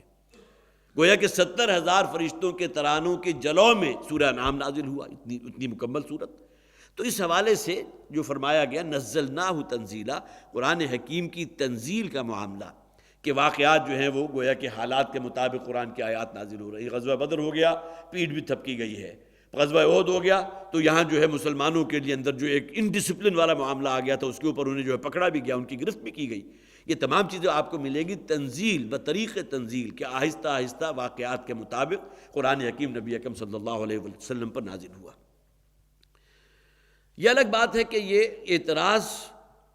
یہودیوں کی طرف سے بھی تھا، اور یہودیوں کے سکھانے پر قریش مکہ بھی اعتراض کیا کرتے تھے کہ جس طرح حضرت موسیٰ علیہ السلام کو تورات دی گئی تھی یک بارگی، وہ کوہ طور پر تشریف لے گا اور وہاں تختیوں کی شکل میں اللہ کی شریعت کے یا تورات کے جو کمانڈمنٹس ہیں 10 کمانڈمنٹس، وہ اس کے اوپر کندہ تھے، امبوس تھے، اور تختیوں کی شکل میں حضرت موسیٰ علیہ السلام جو ہے کوہ طور سے لے کر آئے تھے، اپنی قوم کے سامنے پیش کیے تھے۔ ظاہر ہے اوپر کوئی فیکٹری تو نہیں لگی ہوئی تھی کہ وہاں باقاعدہ پتھر کی سیلیں کاٹی گئی ہوں اور اس کے بعد کسی مشین کے ذریعے، اور اس میں کتنا وقت لگے گا اس کو کندہ کیا گیا ہو۔ تو حضرت موسیٰ علیہ السلام کو تورات ملی تھی اس شان کے ساتھ۔ اب ان کی طرف سے یہ اعتراض تھا کہ جس طرح حضرت موسیٰ کو دی گئی تورات، یہی معاملہ محمد کے ساتھ کیوں نہیں ہوا صلی اللہ علیہ وسلم؟ انہیں بھی قرآن دیا جاتا تو یک بارگی نازل ہونا چاہیے تھا، لیکن یہاں اللہ تعالیٰ فرما رہے ہیں کہ ہم نے قرآن حکیم کو نازل کیا ہے تنزیل کے اعتبار سے۔ ایک انزال اس کا ہے جو لوح محفوظ سے سمائے دنیا تک ہو گیا شب قدر میں، لیکن اس کے بعد اللہ کے رسول پر یہ نازل ہوا ہے تو بہت آہستہ آہستہ حالات اور واقعات اس کے مترادفات کے اعتبار سے۔ پھر چند باتیں میں نے اور نوٹ کی تھی کہ یہ تنزیل کے اعتبار سے بطریق تنزیل جو قرآن نازل ہوا ہے تو اس میں کون سی حکمتیں ہیں؟ نمبر ایک یہ کہ حفظ میں آسانی رہے، اس لیے کہ یہ وہ بات ہے جو قرآن میں 2 مقامات پر کہا گیا، وَلَا تَعْجَلْ بِالْقُرْآنِ، اے نبی صلی اللہ علیہ وسلم قرآن کو یاد کرنے میں آپ بہت زیادہ عجلت نہ کیجیے، اپنے اوپر مشقت نہ لیں۔ یہی معاملہ سورہ قیامہ میں کہا گیا، لا تحرک بہ لسانک، لہذا قرآن حکیم کو یاد کرنا اور حفظ کرنا آسان ہو جائے، اس حوالے سے بھی گویا کہ ایک حکمت ہے بہت بڑی، تنزیل میں آہستہ آہستہ قرآن نازل ہو رہا ہے۔ اور اسی طرح پھر یہ کہ اعمال قرآن حکیم کے احکامات پر عمل کرنا آسان ہو جاتا ہے۔ یک بارگی اگر تمام احکامات سامنے رکھ دیے جائیں تو آدمی کے لیے عمل کرنا کچھ مشکل ہوگا، لیکن آہستہ آہستہ اگر قرآن کے احکامات کا نزول ہوگا تو گویا کہ اعمال پر جو بھی احکام ہے اس پر عمل کرنے میں بھی آسانی ہوگی۔ اسی طرح پھر یہ کہ مختلف جو حالات و واقعات ہیں اس کے مطابق جو ہے کمنٹس بھی ہیں قرآن میں دیے گئے، جیسا کہ میں نے عرض کیا غزوہ احد میں مسلمانوں کے حوالے سے جو ایک غلطی ہو گئی تھی، ایک بہت بڑی غلطی تھی جس کی سزا دی گئی، کہ اللہ تعالیٰ خود فرماتے ہیں کہ ہم نے تو بدر کی طرح تمہیں فتح دے دی تھی یوم احد میں، لیکن جب تمہاری طرف سے یہ معاملہ ہوا کہ تم نے امیر کے حکم کی نافرمانی کی، حکم عدولو کی، تو پھر اللہ تعالیٰ کی طرف سے آزمائش آئی اور وہ فتح جو تھی وہ بظاہر شکست میں تبدیل ہو گئی تھی۔ تو حالات کے مطابق جو ہے پھر اللہ تعالیٰ کی طرف سے تبصرے اور کمنٹس بھی ہوتے رہے۔ اسی طرح اس کے علاوہ ایک اور بھی ہے کہ قرآن حکیم اس پر گواہ ہے کہ لِنُثَبِّتَ بِهِ فُؤَادَكَ، اے نبی صلی اللہ علیہ وسلم اگر ہم اس قرآن کو یک بارگی آپ پر نازل کر دیتے تو آپ اس کا تحمل نہ کر پاتے، یہ اللہ کا کلام ہے نا، جیسا کہ سورہ حشر میں فرمایا گیا کہ اگر ہم اس قرآن کو پہاڑ پر نازل کر دیتے تو وہ پھٹ جاتا اور دب جاتا، تو قرآن میں یہ بھی کہا گیا کہ اگر ہم اسے آپ پر یک بارگی نازل کر دیتے تو اس کے اندر یہ معاملہ ہو سکتا تھا، لہٰذا ہم نے اسے بطریق تنزیل نازل کیا، آہستہ آہستہ نازل کیا، لِنُثَبِّتَ بِهِ فُؤَادَكَ، تاکہ آپ کا قلب مبارک اس کا تحمل کر سکے، آپ کے قلب مبارک کے اندر ایک ثبات پیدا ہو سکے۔ تو یہ 4 حکمتیں گویا کہ الگ سے بھی ہیں، انزال اور تنزیل کے حوالے سے، بطریق تنزیل جو ہے اس میں 4 حکمتیں یہ بھی شامل ہیں۔ قُلْ آمِنُوا بِهِ أَوْ لَا تُؤْمِنُوا، اے نبی ان سے کہہ دیجئے خواہ ایمان لاؤ اس قرآن پر یا نہ لاؤ، یہ اختیار تو انسان کو اللہ نے دیا ہے، اسی کی بنیاد پر آخرت میں محاسبہ ہوگا کہ جو اختیار دیا تھا اسے کس رستے میں استعمال کیا۔ قُلْ آمِنُوا بِهِ أَوْ لَا تُؤْمِنُوا، اے نبی ان سے کہہ دیجئے ایمان لاؤ یا نہ لاؤ، إِنَّ الَّذِينَ أُوتُوا الْعِلْمَ مِنْ قَبْلِهِ، یقیناً وہ لوگ کہ جنہیں علم دیا گیا تھا اس سے پہلے، یہاں مراد کون ہے؟ اہل کتاب، ان کے اوپر تو گویا کہ یہ سزا یا عذاب دوہرا ہونا چاہیے، انہیں خوب معلوم ہے اچھی طرح کہ محمد اللہ کے رسول ہیں صلی اللہ علیہ وسلم، انجیل میں اور تورات میں دونوں میں نشانیاں موجود ہیں۔ ان الذین اوتوا العلم من قبلہ اذا یتلی علیہم یخرون للاذقان سجدا، جب ان کے سامنے یہ قرآن حکیم جو ہے وہ تلاوت کیا جاتا ہے، اب ان میں سے جو لوگ ایمان لے آئے، اگرچہ تعداد بہت کم تھی، حضرت عبداللہ ابن سلام رضی اللہ تعالیٰ عنہ ان کا نام آتا ہے، یہودی عالم تھے، حضور پر ایمان لے آئے اور اس کے بعد اس طرح یہ جہاد میں انہوں نے حصہ لیا ہے، جس طرح دامے درے میں سخن نبی اکرم صلی اللہ علیہ وسلم کا ساتھ دیا، آپ کے دست و بازو بنے، اور بھی بہت سی مثالیں ہوں گی، لیکن سب سے نمایاں نام ان کا ہے۔ تو اوت العلم سے اگر مراد وہ اہل کتاب لیں تو گویا کہ وہ تو خوب اچھی طرح جانتے ہیں، لیکن اگر مراد یہ لیں کہ ہر وہ شخص جسے واقعتاً علم حقیقی حاصل ہے، اس میں وہ تمام لوگ شامل ہو گئے کہ جو اس وقت تک نبی اکرم صلی اللہ علیہ وسلم پر ایمان لا چکے تھے، یخرون للاذقان سجدا، اذا یتلی علیہم یخرون للاذقان سجدا، جب قرآن حکیم کی تلاوت ان کے سامنے کی جاتی ہے، ان پر پڑھے جاتے ہیں اللہ کی آیات، تو وہ اپنے ٹھوڑیوں کے بل سجدے میں گر پڑتے ہیں، گویا کہ اللہ تعالیٰ کی عظمت شان، اس کی جلالت شان، اس قرآن کے اندر اپنا ایک جسے آپ کہیے سحر موجود ہے، یہ انسان کے دلوں کو کیپچر کرنے کی صلاحیت اس کے اندر موجود ہے۔ یہ الگ بات ہے چونکہ ہماری زبان وہ نہیں ہے، ورنہ یہ کہ جن لوگوں کی اپنی زبان وہ ہے، عربی زبان تھی، ان میں سے بہت سی مثالیں ایسے، قرآن حکیم کو سننے کے بعد انہوں نے کیا کہا، ما ھذا کلام البشر، یہ کسی انسان کا کلام نہیں ہو سکتا۔ ان کی آنکھوں سے جو وَإِذَا سَمِعُوا مَا أُنزِلَ إِلَى الرَّسُولِ تَرَىٰ أَعْيُنُهُمْ تَفِيضُ مِنَ الدَّمْعِ، وہ جب اللہ کی آیات کو سنتے ہیں تو ان کی آنکھوں سے جو ہے آنسو کی جھڑیاں بہ نکلتی ہیں۔ یہ تمام چیزیں گویا کہ اللہ کی اس عظمت شان کا، جسے آپ کہیے کہ اس کا ایک تصور ہے، اس کی ہیبت کا تصور، اس کی پکڑ کا تصور، یہ تمام چیزیں جو انسان کے اوپر اس کو غالب کر دیتی ہیں۔ تو فرمایا گیا یخرون للاذقان سجدا، وہ ٹھوڑیوں کے بل سجدہ ریز ہو جاتے ہیں۔ اصل میں سجدہ تو پیشانی اور ناک، یہ دو چیزیں جو ہے یہ زمین کے ساتھ لگ جائیں تو سجدہ کہلاتا ہے۔ بعض ازاں سجدہ کرتے ہیں، اس کا مجھے بھی مشاہدہ ہوا، کبھی اگر میں بیٹھا ہوا ہوں تو ساتھ آ کے کوئی سنتیں پڑھنے لگا تو یہ وہ صرف سجدہ کر رہے ہیں، سر کا بھی صرف یہ اوپر کا حصہ زمین سے ٹکا ہوا ہے، یہ نہیں، بلکہ سجدہ کرنا چاہیے تو ناک انسان کی جو ہے وہ زمین کے ساتھ ٹچ کرنی چاہیے، بلکہ تھوڑی سی پریس ہونی چاہیے، سجدے کے آداب میں سے یہ۔ اس سے جو کہا گیا نا کہ 5 یا 7 چیزیں ہیں کہ جو زمین کے ساتھ لگی ہونی چاہیے، دونوں ہتھیلیاں لگی ہونی چاہیے، دونوں گھٹنے لگے ہونے چاہیے. اسی طرح بعض کہتے ہیں کہ جو پیچھے سے بعض حضرات سجدے کی حالت میں پاؤں اٹھا لیتے ہیں وہ بھی غلط ہے، پاؤں کو زمین کے ساتھ ٹچ ہونا چاہیے. پھر یہاں پیشانی، صرف پیشانی نہیں بلکہ اس کے ساتھ ناک جو ہے وہ بھی گویا کہ سجدہ گاہ جو ہے، جو زمین ہے، جو جائے نماز ہے، اس کے ساتھ مس ہونی چاہیے. تو یخرون للاذقان، یہاں ٹھوڑیوں کا ذکر کیا، یہ اصل میں مبالغہ ہے. گویا کہ اب سجدے کی حالت میں اپنے چہرے کو رگڑ بھی رہے ہیں، آہوزاری بھی ہے، عجز اور انکساری بھی ہے، جسے آپ کہیے کہ تمام وہ کیفیات ہے جس میں انسان جو ہے گویا کہ زمین کے اندر دھنس جانا چاہتا ہے، اب چہرے کو لوٹ پوٹ کر رہا ہے اسی خاک میں. تو یہ گویا کہ سجدے کے جو بھی مظاہر ہیں ان میں ایک مبالغے کا معاملہ. للاذقان سجدا، گویا کہ صرف ماتھا اور ناک ہی نہیں بلکہ ان کی ٹھوڑیاں جو ہیں وہ بھی زمین کے ساتھ لگی ہوئی، اس درجے مبالغہ.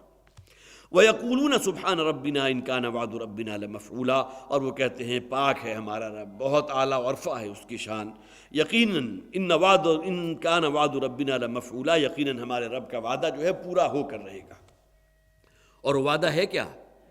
وہ وعدہ یہی ہے کہ آخرت بھی ہوگی، مرنے کے بعد کی زندگی بھی ہے، روز حساب بھی ہوگا، یوم حشر بھی ہوگا، پھر جنت یا دوزخ ہے جو لازماً ہر انسان کے حصے میں آنے والی ہے، یا جنت ہوگی ہمیشہ کے لیے، دوزخ ہوگی ہمیشہ کے لیے، جہنم ہوگی. کہ تمام وعدے جس کا ذکر کیا گیا وہ لازماً پورے ہو کر رہیں گے. لمفعولا، ان پر لازماً عمل ہو کر رہے گا. وَيَخِرُّونَ لِلْأَذْقَانِ يَبْكُونَ، اور اسی طرح وہ گر پڑتے ہیں بے ساختہ اپنی ٹھوڑیوں کے بل روتے ہوئے. یہ وَيَزِيدُهُمْ خُشُوعًا، اور ان کے خشوع و خضوع اور عاجزی اور انکساری ہی میں اضافہ ہوتا ہے. یہ وہی جیسا کہ میں نے عرض کیا تھا، اس میں سجدے کے اندر مبالغے کی حد تک انسان کا عاجزی اور زاری اور آہ و زاری اختیار کرنا وہ مراد ہے. یہ آیت سجدہ ہے. آپ تمام حضرات جو بھی یہ آیات سن رہے ہیں اس کے بعد جب گھر جائیں گے تو سجدہ ضرور کر لیجیے گا. اب آئیے آخری 2 آیات ہے. قُلِ ادْعُوا اللَّهَ أَوِ ادْعُوا الرَّحْمَٰنَ، اے نبی صلی اللہ علیہ وسلم ان سے کہیے یا تو اللہ کہہ کر پکار لو یا رحمان کہہ کر پکار لو، یہ تمہیں آزادی ہے. اسی طرح فرمایا گیا غالباً سورہ اعراف کے اندر وَلِلَّهِ الْأَسْمَاءُ الْحُسْنَىٰ فَادْعُوهُ بِهَا،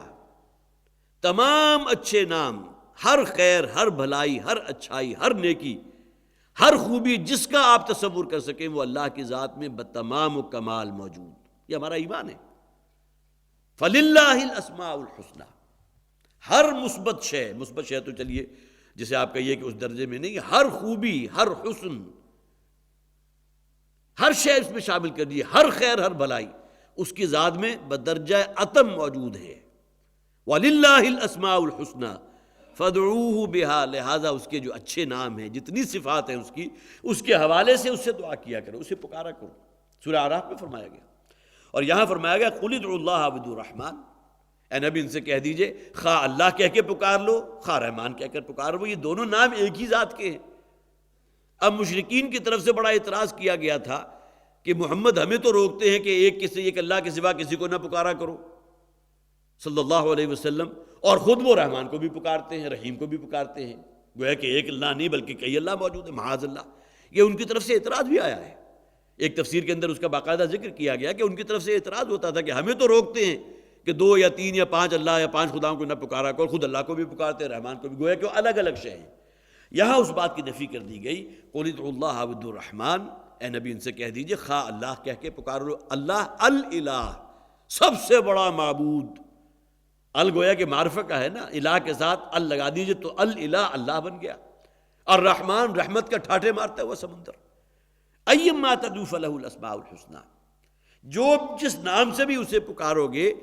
ہر اچھا نام، ہر خیر، ہر بھلائی، ہر حسن اس کی ذات میں موجود ہے. اس کے اسماء حسنہ گویا کہ مبنی ہے 99 نام، جن کے بارے میں ایک حدیث بھی موجود ہے کہ جس شخص نے ان 99 ناموں کو یاد کیا، اس کا احصاء کر لیا، تو اس کے لیے اللہ تعالیٰ کی طرف سے جنت کا وعدہ ہے. لیکن صرف یاد کرنے کے اوپر تو نہیں ہے، اس کا احصاء کر لینا، اس کو واقعتاً سمجھنا کہ اللہ تعالیٰ القادر ہے تو وہ ہر شے پر قادر ہے، فعال لما یرید ہے تو جس شے کا ارادہ کر لے وہ کر گزرتا ہے، العادل ہے، المقسط ہے، عدل و انصاف کرنے والا ہے، قسط سے کام لینے والا ہے، تو واقعتاً یہ کرنے والا ہے، وہ عدل و انصاف سے کام لے گا. گناہ کاروں کو وہاں چھوڑے گا نہیں، جہنم اس نے تیار کی ہے اپنے فاسق و فاجر لوگوں کے لیے. تو یہ گویا کہ اللہ تعالیٰ کی اسماء حسنہ جو ہے اس کا احصاء کر لینا، صرف یاد ہی نہیں بلکہ احصاء ہے. اس حدیث میں الفاظ جو ہیں احصاء کے ہیں کہ جس نے ان کا احصاء کر لیا اللہ تعالیٰ کا ان سے جنت کا وعدہ ہے. قل ادعوا اللہ او ادعوا الرحمن، اسی طرح رحمان کے نام سے مشرکین مکہ بڑے بدعتے تھے. وجہ میں نے آپ کو بتا دی، وہ تو صرف اللہ کے نام کو تو جانتے تھے، اس لیے کہ قرآن میں بہت سی جگہ پر موجود ہے. اے نبی آپ ان سے سوال کیجئے زمین و آسمان کو کس نے پیدا کیا؟ لَيَقُولُنَّ اللَّهُ، یہ لازماً کہیں گے اللہ نے پیدا کیا. اللہ کو تو جانتے تھے، لیکن یہ کہ رحمان کے نام سے وہ گویا کہ اس حوالے سے بدعت کے بھی تھے. لہٰذا سورہ فرقان میں کہا گیا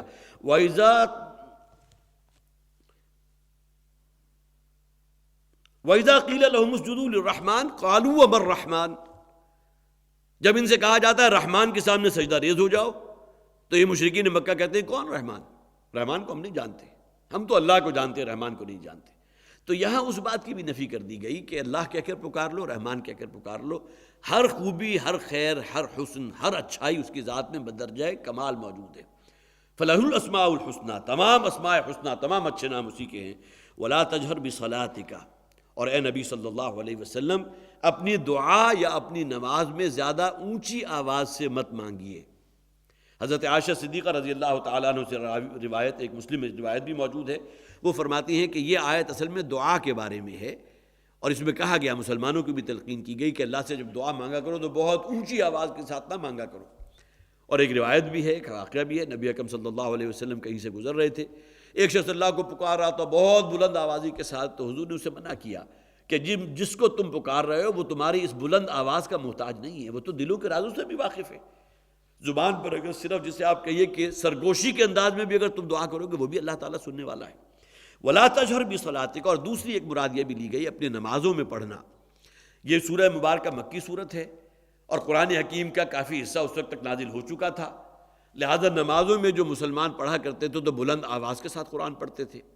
خاص طور پر فجر کی نماز میں چونکہ کہا بھی گیا اسی سورہ مبارکہ میں قرآن الفجر، فجر کی نماز میں قرآن کی طویل قرات ہونی چاہیے، قرآن کا پڑھا جانا فجر کی نماز میں. تو وہ ان مشرکین کی طرف سے اعتراض بھی ہوتا تھا، بلکہ ان کی طرف سے دھمکیاں بھی دی جاتی تھی، اس لیے کہ ان کی نیند میں خلل پڑ رہا ہے. فجر کے وقت وہ تو عادی ہے بالکل، جسے آپ کہیے کہ نیند کے ماتوں کی طرح سو رہے ہیں، اور اچانک آواز شروع ہو گئی. اور یہ واقعہ ہوا تھا والد محترم رحمۃ اللہ علیہ کے ساتھ. ایک مرتبہ قاضی عبدالقادر صاحب ساتھ تھے، وہ انہوں نے بیان کیا تھا کہ ایک مرتبہ کہیں بیرونی سفر میں تھے، ہوٹل میں کہیں ٹھہرے، تو جس ہوٹل میں ٹھہرے وہاں دو ساتھی اور بھی تھے، وہ جمع ہو گئے. فجر کی نماز ہوئی تو ڈاکٹر صاحب کا انداز یہ تھا کہ نماز میں جب تلاوت کرتے تھے تو وہ پھر جسے ایک خطابی انداز ہوتا ہے اسی میں تلاوت کرتے تھے. اگرچہ پیچھے کھڑے ہونے والے مقتدیوں میں 3 یا 4 موجود تھے، لیکن ڈاکٹر صاحب نے فجر کی جو نماز شروع کی تو اس میں اسی انداز میں انہوں نے تلاوت شروع کر دی. ابھی تھوڑی ہی دیر ہوئی تھی کہ دروازہ زور زور سے جو ہے وہ تھپتھپانے کی آواز آئی، اور جو گویا کہ باہر سے کسی کے چیخنے چنگھاڑنے کی آواز شروع ہو گئی. معلوم ہوا کہ ساتھ کے کمرے کے اندر کوئی سو رہا تھا، اور اس کی جو ہے نیند میں خلل پڑ گیا اس آواز کی وجہ سے. اس نے آ کر جو ہے پھر وہ بہرحال اس کا نتیجہ یہ نکلا کہ ڈاکٹر صاحب بھی شاید وہ بات سمجھ گئے اور پھر آواز انہوں نے دھیمی کر دی. تو یہ گویا کہ ایک انداز ان کفار مکہ کی طرف سے بھی ہوتا تھا. لہذا ولا تجہر بصلاتک، تو ایسی شے کہ جو ان کو اریٹیٹ کرے، آپ اپنی نماز میں آواز کو اتنا بلند نہ کیجئے کہ جس کی وجہ سے وہ اریٹیٹ ہوں. ولا تخافت بہا، اور نہ ہی بالکل سرگوشی کے انداز میں پڑھیے. بعض لوگ ایسا ہیں کہ نماز اگر وہ پڑھا رہے ہیں تو اتنی آہستگی کے ساتھ پڑھتے ہیں کہ پیچھے کھڑے ہوئے لوگوں کو بھی سمجھ میں نہیں آ رہی ہوتی کیا پڑھ رہے ہیں اگر اسپیکر موجود نہ ہو. نہیں، یہ بھی نہیں ہونا چاہیے، بلکہ اللہ کا کلام ہے، شاہانہ کلام ہے، فرمان شاہی ہے، اس کو پڑھا جانا چاہیے، لیکن اتنی بہت زیادہ بلند آوازی کے ساتھ بھی نہیں. یہ تمام چیزیں حکمت کے ساتھ، حکمت پر مبنی ہیں. وابتغی بین ذالک سبیلا، بلکہ ان دونوں کے درمیان، نہ بہت بلند آوازی کے ساتھ نہ بہت ہی سرگوشی کے انداز میں، ان دونوں کے درمیان کا طریقہ اپنائیے. وَقُلِ الْحَمْدُ لِلَّهِ الَّذِي لَمْ يَتَّخِذْ وَلَدًا، اور اے نبی کہہ دیجئے کل شکر، کل تعریف اس اللہ کے لیے ہے جس نے کسی کو اپنا بیٹا نہیں بنایا. عیسائیوں کا عقیدہ حضرت مسیح علیہ السلام کے بارے میں کہ اللہ کے بیٹے ہیں، یہودی حضرت عزیر کو اللہ کے بیٹے کہتے ہیں، مشرکین مکہ فرشتوں کو اللہ کی بیٹیاں کہتے ہیں. یہ تمام چیزیں باطل ہیں. قل الحمد للہ الذی لم یتخذ ولدا، کل حمد، کل تعریف اس اللہ کے لیے ہے جسے کسی بیٹے کی حاجت نہیں ہے کہ وہ کسی کو بیٹا بناتا. ولم یکن لہ شریک فی الملک، اور نہ ہی اس خدائی اختیار میں اس کا کوئی شریک ہے. اس کائنات کا کنٹرول اختیار اس کے ہاتھ میں ہے، کوئی اس کا شریک نہیں ہے، کسی کا اس کے ساتھ سانجا نہیں ہے. ولم یکن لہ ولی من الذل، اور نہ ہی اس کا کسی کے ساتھ دوستی کا تعلق ہے کمزوری کی بنیاد پر. اب یہ 3 ڈائمنشنز بیان کر دی گئیں جو گویا کہ کسی بھی شخص کا دوسرے کے ساتھ ایک تعلق مدد حاصل کرنے کا ہو سکتا ہے بعض اوقات ایسا بھی ہوتا ہے کہ باپ بیٹے کی مدد حاصل کرتا ہے، بیٹا جب جوان ہو رہا ہے تو اس کے گویا کہ دست و بازو بن گیا، لم یتخذ ولدا۔ یہ ایک کمزوری ہے جو انسانوں میں پائی جاتی ہے کہ باپ بیٹے کی مدد حاصل کرتا ہے، ولم یکن لہ شریک فی الملک، یا یہ کہ اپنے شریکوں میں سے دوسروں کی مدد حاصل کرنا۔ کوئی کاروبار چلانے کے لیے دنیا میں ہمارا معاملہ یہ ہے کہ ایک دوسرے کی مدد حاصل کرتے ہیں، مل جل کر کاروبار کرتے ہیں، شیئرز ہوتے ہیں، شیئر ہولڈرز ہوتے ہیں، اس کے بعد وہ کاروبار آگے چلتا ہے۔ اللہ تعالیٰ کے ساتھ یہ کمزوری بھی نہیں ہے کہ اس کائنات اور اس سلطنت کو چلانے کے لیے اسے کہیں ضرورت پیش آئے اور سانجھا کرے اپنے خدائی اختیارات میں کسی اور کے ساتھ۔ وَلَمْ يَكُنْ لَهُ شَرِيكٌ فِي الْمُلْكِ وَلَمْ يَكُنْ لَهُ وَلِيٌّ مِّنَ الذُّلِّ۔ اور پھر انسانوں میں یہ بھی ہوتا ہے کہ کمزور شخص ہے تو کسی مضبوط یا بڑے آدمی یا جو ہیوز ہوتے ہیں ان کی مدد حاصل کرتا ہے۔ ان تینوں جہتوں کی ڈائمنشنز کی یہاں نفی کر دی گئی، لم يتخذ ولدا ولم يكن له شریک فی الملک ولم يكن له ولی من الذل وکبرہ تکبیرا۔ اور اے نبی صلی اللہ علیہ وسلم آپ پر تو لازم ہے اس کی کبریائی کا اعلان کر دیجئے۔ تکبیر کسے کہیں گے؟ اللہ اکبر کہنا، یقیناً یہ کہنا ہے زبان کے ذریعے، لیکن یا وسعت افلاک میں تکبیر مسلسل یا خاک کی آغوش میں تسبیح و مناجات، یہ معاملہ جو ہے تکبیر کا، اللہ کو واقعتاً اس روئے ارضی پر اللہ ہی کا حکم سب سے غالب ہو، محسوس ہو رہا ہو جو خالق کائنات ہے اسی کے شریعت پر عمل ہو رہا ہے، انسان جو واقعتاً اس کی مخلوق ہے وہ اسی کی بندگی پر قائل ہے، تو وَكَبِّرْهُ تَكْبِيرًا، اور اس کی تکبیر کیجئے۔ گویا کہ یہاں نبی اکرم صلی اللہ علیہ وسلم کو بھی اللہ کے دین کی کبریائی اس کو نافذ کر دینا، اور جو لوگ بھی حضور کے نام لیوا ہیں ان پر بھی یہ شے لازم ہے کہ وہ اپنی زندگی اس جد و جہد کے ساتھ مزین کریں کہ وہ اللہ کی اس تکبیر رب جسے کہتے ہیں، اللہ کے نظام کو، اللہ کی شریعت کو بالفعل نافذ کر دینا اس روئے ارضی پر، اس کے لیے ہمت کریں، اس کے لیے کوشش کریں۔ ورنہ دعوت و تبلیغ کا معاملہ ہوتا تو نبی اکرم صلی اللہ علیہ وسلم کا مکی دور ہی اس کے لیے کافی تھا۔ پھر آپ جو ہے گھوڑے کی پشت کے اوپر سوار اور ننگی تلوار ہاتھ میں لیے ہوئے اور اپنے جانثاروں کی جسم و جان کی قربانی دیتے ہوئے نظر نہ آتے۔ وہ کس لیے تھا؟ یہ تکبیر رب کا فریضہ تھا جو نبی اکرم صلی اللہ علیہ وسلم پر، اور پھر یہ کہ آپ ہی کی وساطت سے گویا کہ ریشو پروپورشن کی بات ہے، ہر امتی جو اپنے آپ کو محمد رسول اللہ صلی اللہ علیہ وسلم کے ساتھ منسلک کرتا ہے، جوڑتا ہے، یہ تکبیر رب کا ایک فریضہ، اقامت دین کا فریضہ اس کے کاندھوں پر عائد ہوتا ہے، تاکہ اللہ کے ہاں جا کر ٹھیک ہے اس دین کو قائم کر دینا، اس کا اختیار تو اللہ نے کسی نبی اور رسول کو بھی نہیں دیا۔ حضرت نوح علیہ السلام 950 برس تک محنت کرتے رہے، کیا نتیجہ نکلا؟ جسے کہتے ہیں ڈھاک کے 3 پات، کوئی نتیجہ نہیں، معدود چند، ان کی تعداد 100 سے بھی کم تھی جو ان پر ایمان لائے، بعض روایات میں تو 18 سے زائد کی تعداد نہیں ہے۔ بالآخر کیا ہوا؟ اللہ تعالیٰ کی طرف سے عذاب آیا، آسمان سے مینہ برسا، زمین سے پانی پھوٹ بہا، پوری کی پوری قوم غرق کر دی گئی۔ طوفان نوح کو ہم اسی نام سے جانتے ہیں۔ لہٰذا اللہ تعالیٰ نے کسی نبی اور رسول کو بھی اختیار نہیں دیا کہ وہ بالفعل اس کو قائم کرے گا، لیکن یہ کہ بہرحال اس کے لیے کوشش کرنا فرض ہے۔ نہ مجھ پر اور آپ پر یہ سوال مسلط کیا جائے گا کہ تم نے دین کو قائم کیوں نہیں کیا، لیکن یہ ضرور پوچھا جائے گا کہ تم نے اس دین کے غلبے کے لیے جو جد و جہد کی تو اس میں کتنا اپنا من کھپایا، اپنی جان کھپائی،